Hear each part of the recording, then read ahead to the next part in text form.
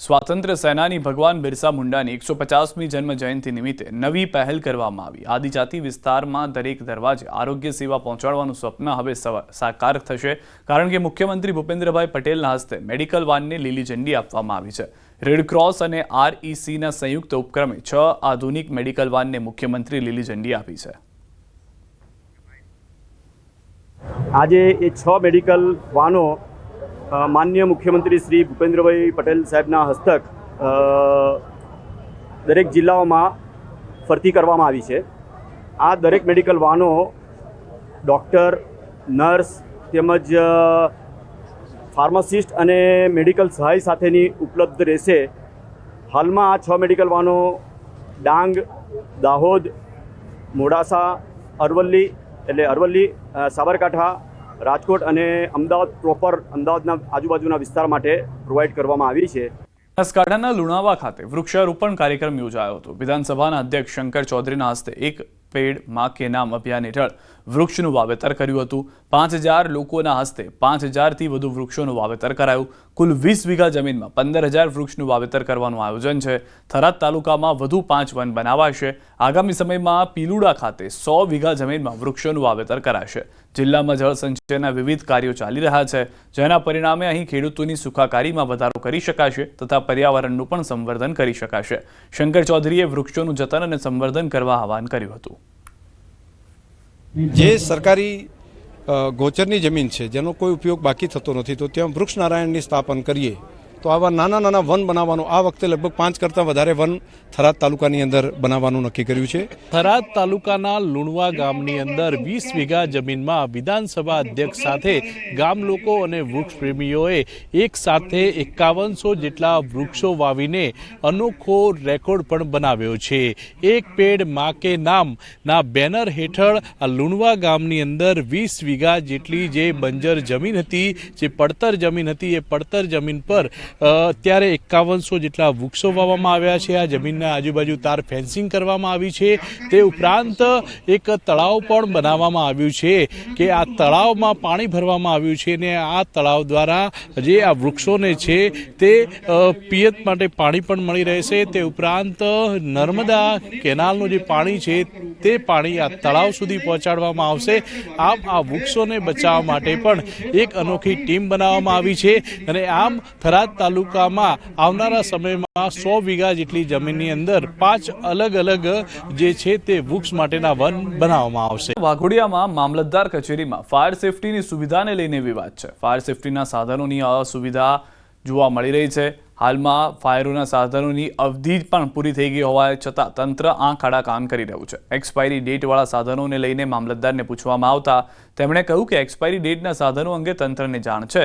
Fire સેફટીને લઈને નવા સાધનો લગાવવામાં આવશે। મહત્વનું છે કે આગકાંડ જેવી દુર્ઘટનાઓ બાદ ફાયર સેફટી જરૂરી છે। ફાયર સેફટીના અભાવમાં કોઈ દુર્ઘટના સર્જાય તો જવાબદાર કોણ, તેવા સવાલો પણ ઉઠવા પામ્યા છે। फायर बोटलो जो एक्सपायर थी गया है ये अमरा कचेरीना ध्याने छे। एना माटे जरूरी पत्र व्यवहार भी करवामां आव्यो छे अने एने माटे आजे कड़क सूचना आपवामां आवी छे ने आज 1-2 दिवसमां ए तमाम बोटलनुं नवेसरथी भरपाई ગુમ થયેલી વિદ્યાર્થીનીઓ મુંબઈથી મળી। બંનેનું ગુમ થવાનું કારણ પણ ચોંકાવનારું સામે આવ્યું। વિજ્ઞાન ગણિતમાં ફેલ થઈ જશે તો શાળા સોસાયટીમાં કેવી છાપ પડશે? આ ડરને કારણે બંને બાળકીઓ ફિલ્મી સ્ટાઇલમાં ભાગી ગઈ હતી।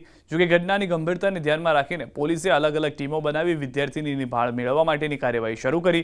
બંને સગીરાઓ મુંબઈ પહોંચી હોવાની જાણ થતાં જ પોલીસની ટીમ તાત્કાલિક મુંબઈ પહોંચી બંને વિદ્યાર્થીનીઓની પૂછપરછ કરી ત્યારે જાણવા મળ્યું હતું કે બંને સગીરાઓ ગણિત અને વિજ્ઞાન વિષયમાં પરિણામ સારું નહીં આવે તેવા ડરથી ઘરેથી નીકળી ગયા હતા।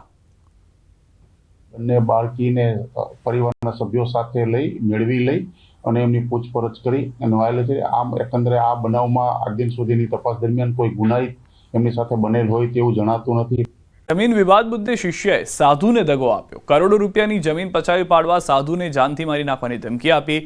પ્રસિદ્ધ સરકડિયા હનુમાનજી મંદિરના મહંતે પોતાના શિષ્ય અને અન્ય 2 શખ્સો સામે ભેસાણ પોલીસ સ્ટેશનમાં ગંભીર ફરિયાદ નોંધાવી છે। મહંતે આરોપ મૂક્યો છે કે વર્ષો પહેલા વિશ્વાસપૂર્વક શિષ્યના નામે લેવામાં આવેલી કરોડોની કિંમતની જમીન પરિવારના નામે ટ્રાન્સફર કરાવી દીધી અને એ જ જમીન માટે મહંત પાસે 2.5 કરોડની માંગ સાથે મારી નાખવાની ધમકી આપી। હાલ પોલીસે 3 સામે ગુનો નોંધીને વધુ કાર્યવાહી હાથ ધરી છે। નો આપ્યા એને બદલે અમને હાલ ફિલહાલ જા કરીને 10-15 दिन પહેલે આવીને આ ધમકી દઈ ગયા છે કે તમે એક બાર તો બચી ગયા, બીજી વાર બચશો નહીં. હજી પરથી ધમકીની કેટલા વાર અમે તાલુકા પોલીસ સ્ટેશન में કરી. આજે તો અમે ભેસાણ पुलिस स्टेशन में करी, लेकिन खुदा ना खास्ता જેવી રીતે અમે जंगल में रहता હોય, અમે 5 जगह से जाता आता હોય और एम हमारे साथ अगर कोई बनाव बनी गया तो एने दिवारी कौन है. ये वजह से हमारा सरकार तरफ से और पुलिस प्रशासन से मांगनी है कि आ आरोपी ने जल्दी पकड़े और एने ऊपर कार्रवाई करे. નરેન્દ્રભાઈ અણજરભાઈ રાદડિયાએ 2.5 કરોડ રૂપિયાની માંગણી કરતા જે મહંત છે તે ગુસ્સે થઈ જતા બંને એકબીજા વચ્ચે બોલાચાલી થયેલી હોય અને આ બાબતે નરેન્દ્રભાઈ અણજરભાઈ રાદડિયા તથા અન્ય ઇસમો દ્વારા જે મહંત છે તેઓને ગુનાહિત ધમકી આપવામાં આવેલી હોય અને ગાળાગાળી કરેલ હોય, જે અન્વયે ભેસાણ પોલીસ સ્ટેશન ખાતે ફરિયાદ દાખલ કરવામાં આવેલ છે અને હાલ આગળની કાર્યવાહી ચાલુ છે. અમદાવાદથી મુંબઈ જતા વાહન ચાલકો માટે રાહતના સમાચાર. સુરતના કામરેજ પાસે નેશનલ હાઈવે 48 પર આવેલ તાપી નદી બ્રિજ ફરી શરૂ થશે. બ્રિજ પર તૂટી ગયેલા સ્પાન વચ્ચે એક્સપાન્શનનું કામ પૂર્ણ થઈ ગયું છે અને હવે ત્યાં આગળ કોન્ક્રીટ પણ થઈ ગયું છે, જેને સૂકવવા માટે 15 દિવસનો સમય અપાશે. એટલે 15 દિવસમાં ફરી બ્રિજ શરૂ થાય તેવી શક્યતા છે. હાલ અમદાવાદથી મુંબઈ જતા વાહનોને કિમ પાસેના એક્સપ્રેસ હાઈવે પર ડાયવર્ટ કરવામાં આવ્યા છે. તો તાપી જિલ્લામાં છેલ્લા 2 દિવસથી છૂટો છવાયો વરસાદ વરસી રહ્યો છે. એક સપ્તાહના વિરામ બાદ જિલ્લામાં વરસાદી માહોલ જોવા મળ્યો છે. બીજો રાઉન્ડ શરૂ થતાં ચોમાસું ડાંગરની રોપણી કરતા ખેડૂતોમાં ખુશી લઈને આવ્યું છે. જિલ્લામાં વ્યારા, ડોલવણ, વાલોડ સહિતના તાલુકામાં છૂટો છવાયો વરસાદ વરસી રહ્યો છે. આજે 4 ઇંચથી વધુ વરસાદ ખાબક્યો હતો. વાપીના અનેક રસ્તાઓ પાણી થઈ ગયા હતા. તો વાપી ટાઉનમાં મુખ્ય બજારમાં પાણી ભરાઈ જતા ગ્રાહકો, વેપારીઓ અને દુકાનદારોએ પરેશાનીનો સામનો કરવો પડ્યો છે. વાપીમાં સવારથી સાંજ સુધી સતત વરસાદી માહોલ જામ્યો હતો. બપોર બાદ ધોધમાર વરસાદને કારણે વાપીની મુખ્ય બજારમાં પાણી ભરાઈ ગયા હતા. રસ્તા પર ભરાયેલા પાણી દુકાનોમાં પણ ઘૂસી ગયા હતા. દર વખતે ભારે વરસાદ વખતે આ બજારમાં આવા જ હાલ થાય છે. દુકાનોમાં પાણી ઘૂસી જતા હોવાથી વેપારીઓ અને દુકાનદારોને મોટું નુકસાન સહન કરવાનો વારો આવે છે. તો વાપીના દ્રશ્યો આપ જોઈ રહ્યા છો. એક તરફ અંડરપાસના પણ દ્રશ્યો જોયા હતા કે જે બંધ કરવો પડ્યો છે, બીજી તરફ દુકાનની અંદર પાણી ઘૂસી ગયા છે. માલ સામાન્ય નુકસાન થઈ રહ્યું છે. મુખ્ય બજારના દ્રશ્યો જે છે તે અમે આપને બતાવ્યા હતા કે જ્યાં પણ ઘૂંટણસમાં પાણી ભરાયેલા છે. જિલ્લામાં આજે પણ વરસાદી માહોલ છવાયો છે. સવારથી જિલ્લાના તમામ તાલુકાઓમાં સાર્વત્રિક વરસાદ નોંધાયો છે. વરસાદને કારણે થોડા સમયમાં જ રસ્તાઓ પાણી થઈ ગયા હતા. આજે હવામાન વિભાગની વલસાડ જિલ્લામાં ભારે વરસાદની આગાહી છે. હજી મોડી રાતથી જિલ્લામાં વાદળછાયું વાતાવરણ છવાયું છે. સવારથી જ જિલ્લાના વલસાડ, ધરમપુર, પારડી, કપરાડા, ઉમરગામ અને વાપી તાલુકામાં વરસાદ વરસ્યો હતો. તો વરસી રહેલો વરસાદ ખેતીના પાકને અનુકૂળ હોવાથી ખેડૂતોમાં ખુશીની લહેર જોવા મળી રહી છે. હજુ પણ જિલ્લામાં ભારે વરસાદની આગાહી કરવામાં આવી છે.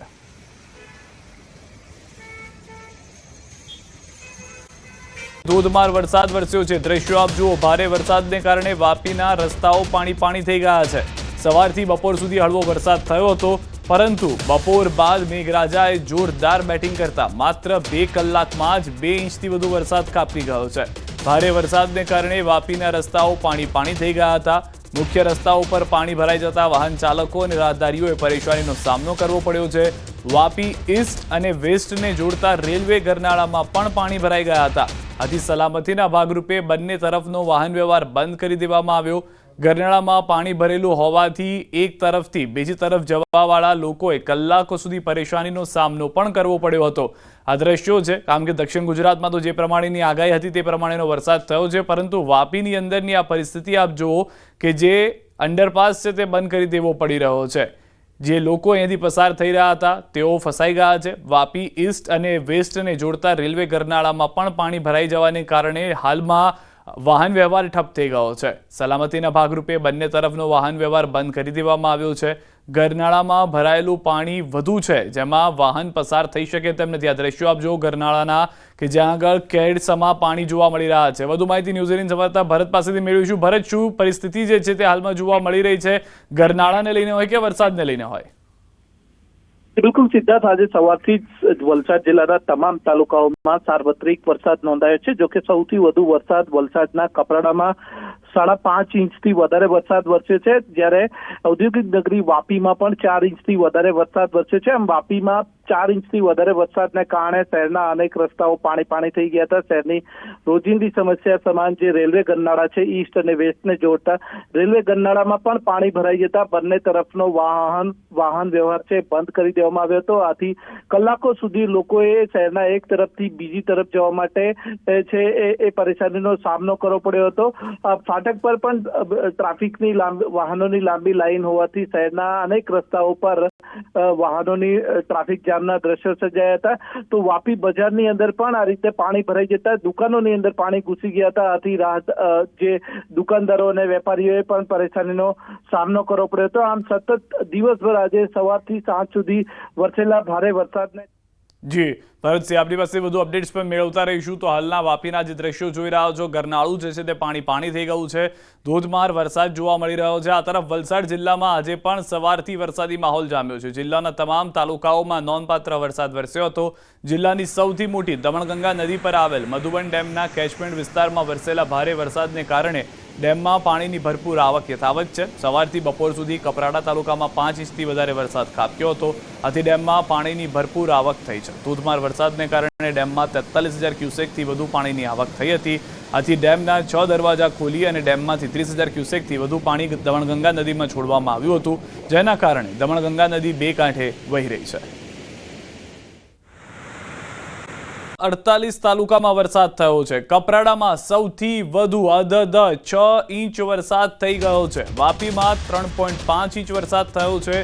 ધરમપુર ખેરગાંવમાં 1.5 ઇંચ વરસાદ થયો છે. વલસાડ, પારડી, ડાંગમાં 1 ઇંચ વરસાદ થયો છે. ત્યારે માંડવી, સુબીર અને વાંસદામાં 1 ઇંચ વરસાદ થયો છે. તો જે રીતે હવામાન વિભાગની આગાહી હતી, હવામાન નિષ્ણાંતોની આગાહી હતી, તે પ્રમાણેની પરિસ્થિતિ દક્ષિણ ગુજરાતની અંદર જોવા મળી રહી છે. 10 કલાકની અંદર કુલ 48 તાલુકાની અંદર વરસાદ થઈ ગયો છે, જેમાં કપરાડામાં અધધ 6 ઇંચ વરસાદ થઈ ગયો છે. આ 10 કલાકનો આંકડો છે જે અમે આપને જણાવી રહ્યા છીએ. 10 કલાકમાં કપરાડામાં 6, વાપીમાં 3.5 ઇંચ વરસાદ થયો છે. જ્યારે ધરમપુર ખેરગાંવમાં 1.5 ઇંચ વરસાદ થઈ ગયો છે. આ તરફ વલસાડ, પારડી, ડાંગમાં 1 ઇંચ વરસાદ નોંધાયો હોવાની જાણકારી છે. અને એની સાથે જ માંડવી, સુબીર અને વાંસદામાં પણ 1 ઇંચ વરસાદ અત્યાર સુધીમાં થઈ ચૂક્યો છે. તો આ તમામ એવા વિસ્તારો કે જ્યાં આગળ ભારે વરસાદ થયા છે. ભારે વરસાદની સાથે સાથે આગામી 3 થી 4 કલાકમાં 5 જિલ્લાએ સાવધાન રહેવાનું છે. 5 જિલ્લામાં ઓરેન્જ એલર્ટ છે. સુરત, તાપી, ડાંગમાં ઓરેન્જ એલર્ટ છે. નવસારી, વલસાડમાં પણ ઓરેન્જ એલર્ટ છે. દાદરાનગર હવેલીમાં પણ ઓરેન્જ એલર્ટ આપવામાં આવ્યું છે.